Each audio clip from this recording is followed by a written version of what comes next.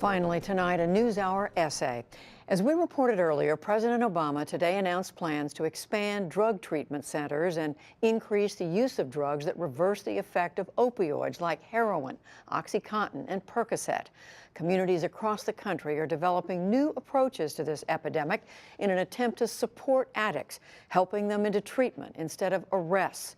New York's Cardozo Law School professor Ekao Yanka compares today's approach to heroin users to the tough-on-crime response a few decades ago to those using crack cocaine. That Kroger, the Midwestern grocery chain, has decided to make the heroin overdose drug naloxone available without a prescription is a sign of how ominous the current epidemic has grown.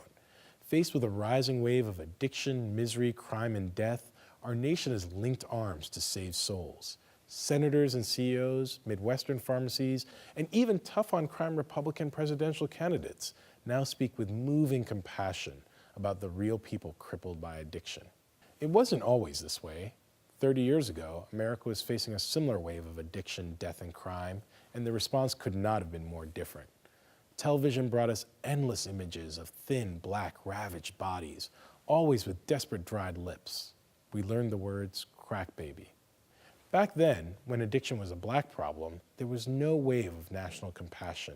Instead, we were warned of super predators, young, faceless black men wearing bandanas and sagging jeans. No matter how far from our lives crack was, we're guilty by association.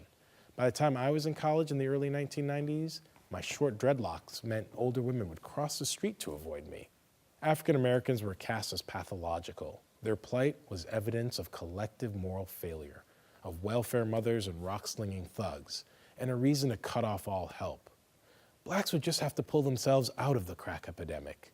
Until then, the only answer lay in cordoning off the wreckage with militarized policing.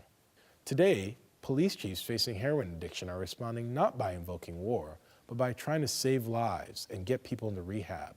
Suddenly, crime is understood as a sign of underlying addiction rather than a scourge to be eradicated. One former narcotics officer said, "These are people. They have a purpose in life, and we can't look at it any other way." But he couldn't quite put his finger on just what had changed. His words reflect our collective self-denial. It's hard to describe how bittersweet many African Americans feel witnessing this. Glad to be rid of a failed war on drugs? Yes, but also weary and embittered.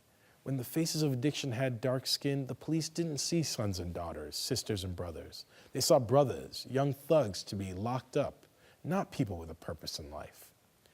No one laments the violence the crack bomb set off more than African Americans. But how we respond to the crimes accompanying addiction depends on how much we care about those affected. White heroin addicts get overdose treatment, rehabilitation, and reincorporation. Black drug users got jail cells and just say no. It would be perverse to want to go back, and this is not just about racial guilt. The hope is that we really can learn from our meanest moments. This stark moment gives us the opportunity to quit our dedication to ignoring racism.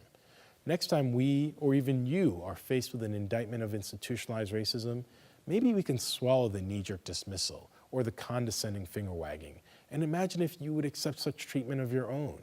We don't have to wait until a problem has a white face to answer with humanity.